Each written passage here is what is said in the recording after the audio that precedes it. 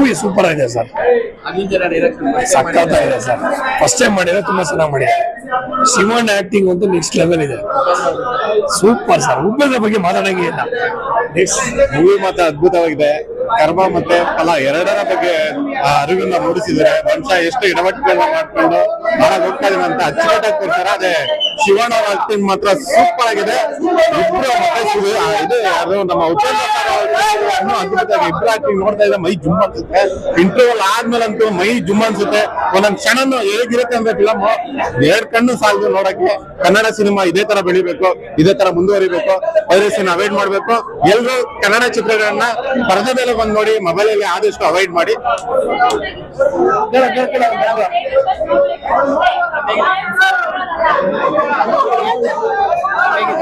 Super, very very super. ಹೌದು, ನಾವು ಇಷ್ಟೊಂದ್ ಚೆನ್ನಾಗಿರುತ್ತೆ ಅಂತ ಅನ್ಕೊಂಡಿರ್ಲಿಲ್ಲ. ಇಷ್ಟೊಂದ್ ಚೆನ್ನಾಗಿದೆ ಅಂತಂದ್ರೆ ಎಲ್ರು ಥಿಯೇಟರ್ ಬಂದು ನೋಡ್ಲೇಬೇಕು. ಶಿವಣ್ಣಂಗೆ ಜೈ. ಶಿವಣ್ಣ ಆಕ್ಟಿಂಗ್ ಸೂಪರ್ ಅಣ್ಣ.